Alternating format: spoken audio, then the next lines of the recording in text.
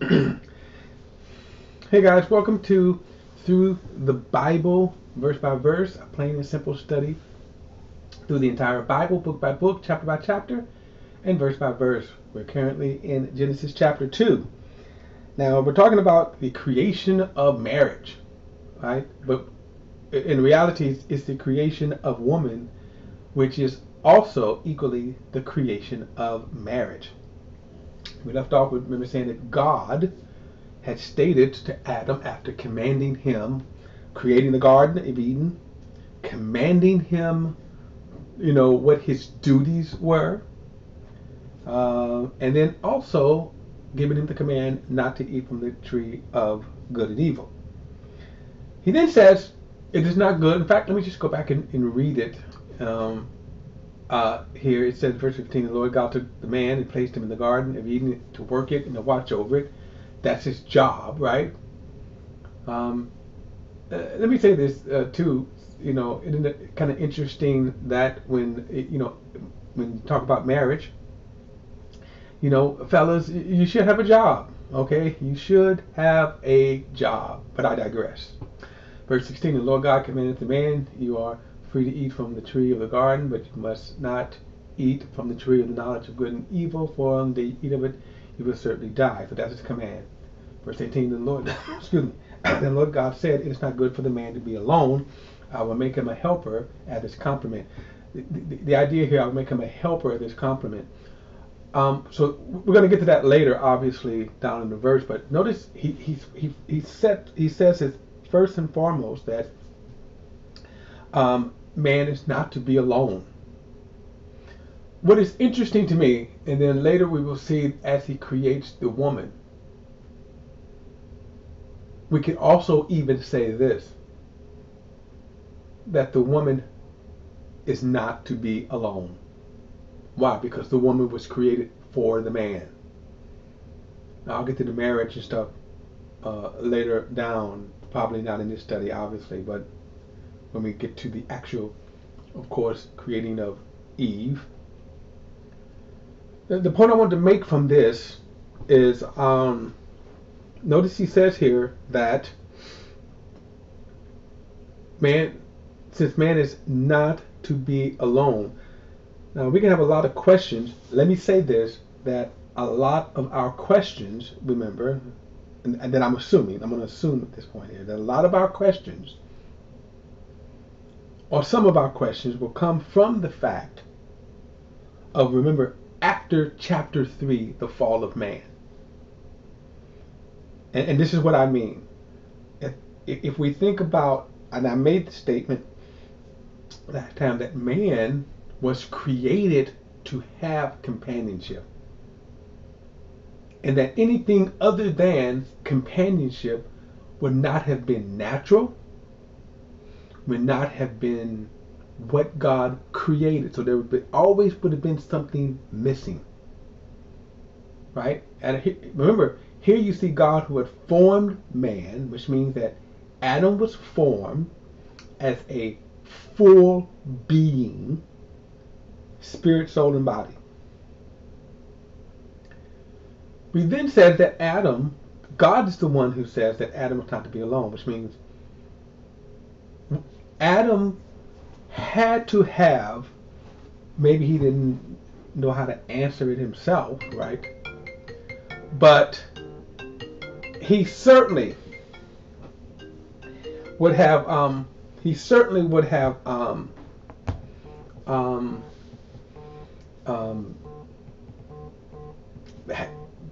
feeling things, is what I'm trying to say here. He certainly would have said he would have been feeling things, sensing things, yearning for things. Okay? He would have been yearning for things, yearning for touch. Now, I don't want to only concentrate on just the sex part, because I believe all of it was a part of Adam's yearning. That, hey, mine, right? So you go and talk to a tree, that's not going to get it. And even though no doubt Adam probably could have bathed in the admiration of the beauty of the garden, the earth, how beautiful, how pristine, crispy the air is, right? But still, there would have been something missing. That, you know, something is not right. Later, we will see the different animals. In the next few verses, we're going to talk about the animals. And although the animals, and today some of y'all got your dogs and all that kind of stuff, there not one single animal could satisfy what God had created for the woman to be. Not one single animal. So if I was to say, and I'm only going to just kind of entertain this question here, could Adam, or let's say I said that had Adam not fallen, the children that came, right? Could they have not? Would they have said, "Oh, marriage is not for me. Marriage is not for me." And I'm going to say, in my opinion, that I do not think so. And this is why. And let me also admit, remember this is a pure speculations. But one, they wouldn't have had to, because they would not have had to deal with all of the contamination that sin brought. So we kind of have to keep that in mind.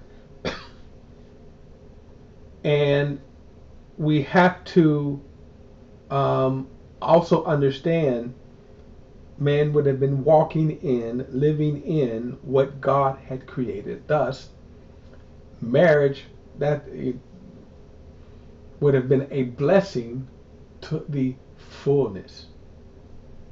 Marriage would have been a blessing to the fullness. So no, I don't believe that people would have been single just to be single. And again, why? Because remember, God did not create the body that way. For example,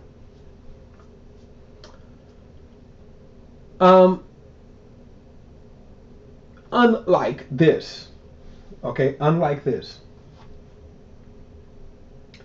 God could, a person, let's say even Adam could say, I'm not going to eat an apple, but I love pears, right?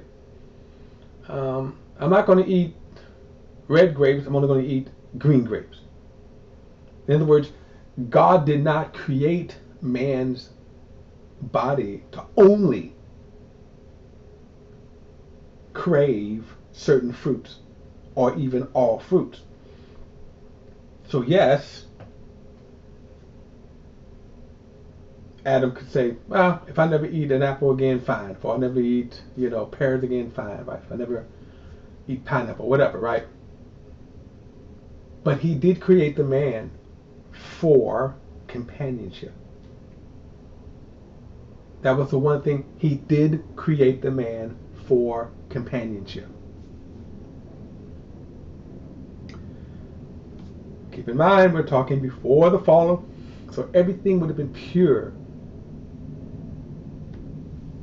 His soul, which is his emotions, his desires, right? His mind, all would have been under the blessing that God had. And think about this, the only way then to be fulfilled is to have that woman that God is getting ready to create. The only way, see, the only way. Now,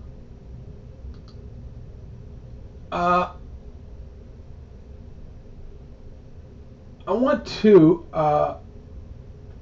He said it's not good for man to be alone. Let me look. Let's read verse 19 here, because this is going to be something very interesting. um, verse 19.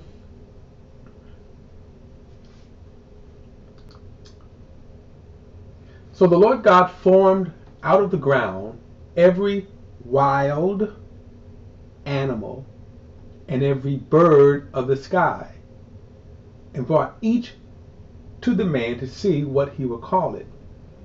And whatever he called the living creatures, that was his name.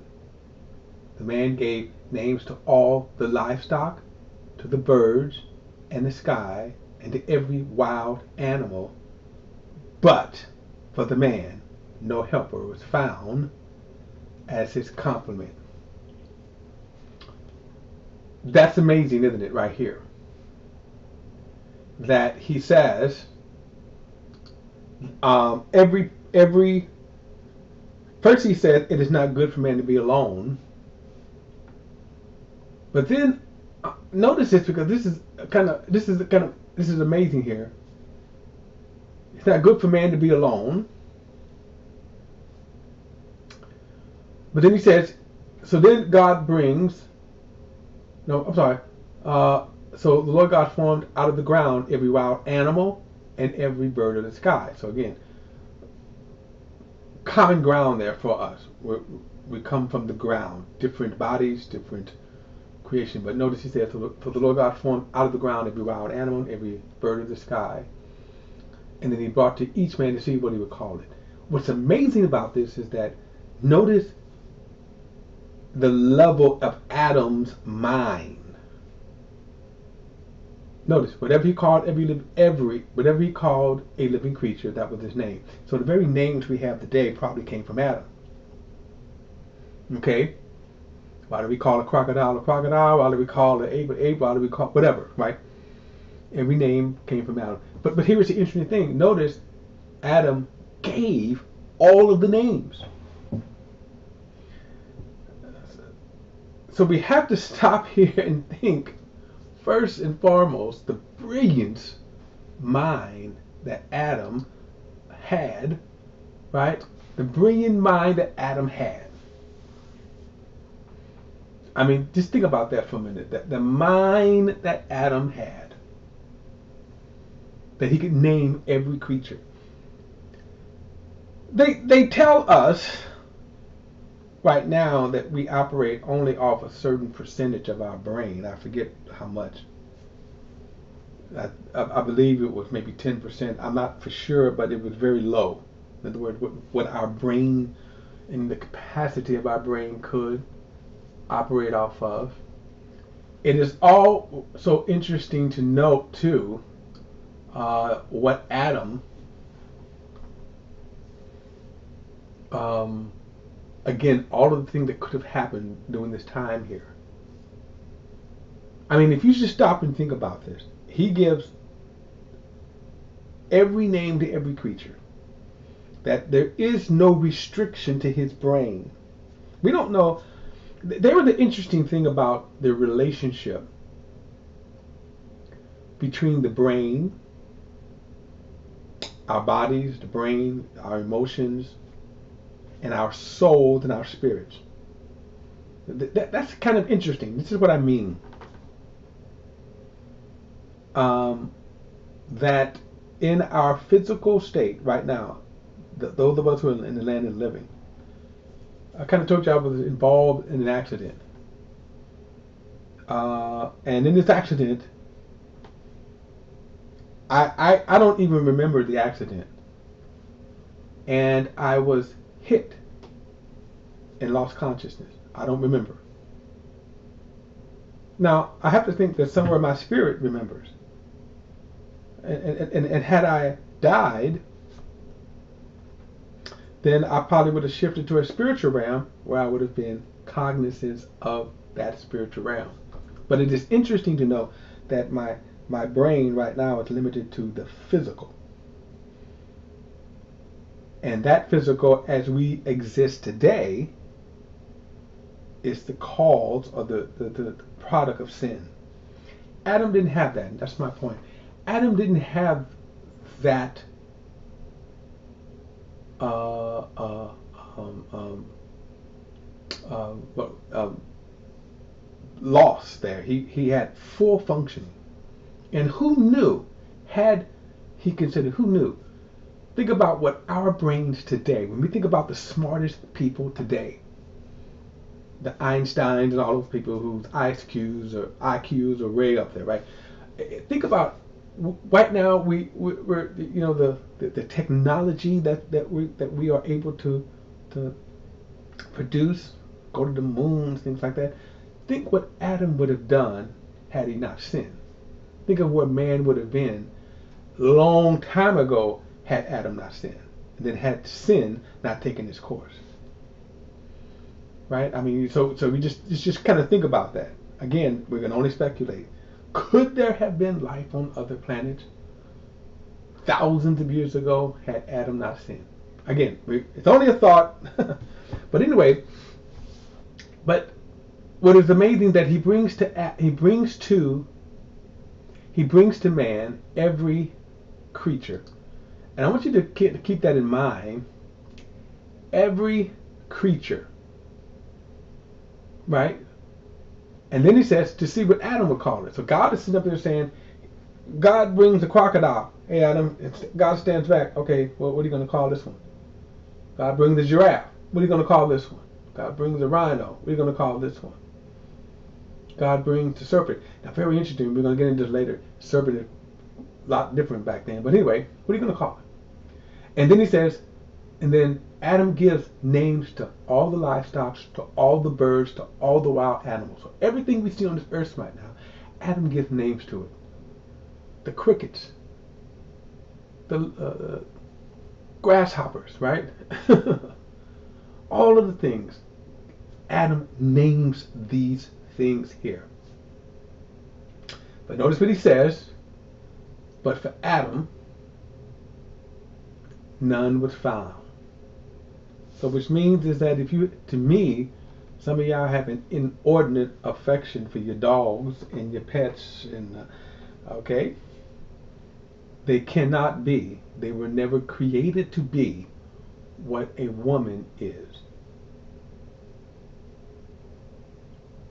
And women, they were never meant, meaning dogs, pets were never meant to be with man. After all of that, and I have to kind of think if God did that to show man that nothing out there is what I designed for you. Okay? I can't help but to think that's why God did that, to show man. No. Dog is not man's best friend. Perversion, sorry. Now I have to admit you all, I'm not an animal lover, so that's why. By the way, and for me and my wife, that's one of the things we got together. We both don't like animal life.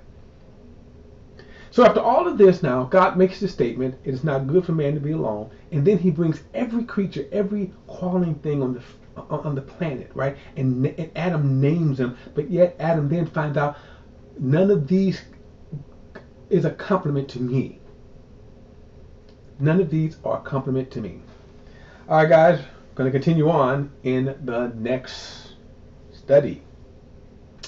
I will see you in the next study. All right, see you then.